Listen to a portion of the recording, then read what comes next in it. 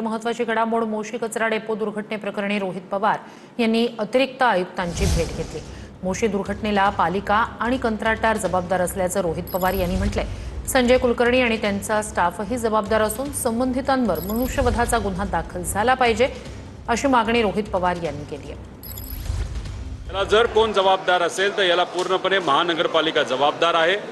तिथे असणारा जो कॉन्ट्रॅक्टर आहे तो याच्यासाठी पूर्णपणे जबाबदार आहे। त्याच्याचबरोबर ज्या अधिकाऱ्यांना या बाबतीतली जबाबदारी दिली गेली होती एन्व्हायरमेंटचे जे कुलकर्णी आहेत व इतरही त्यांचा जो स्टाफ असेल ते पूर्णपणे या गोष्टीसाठी जबाबदार आहेत।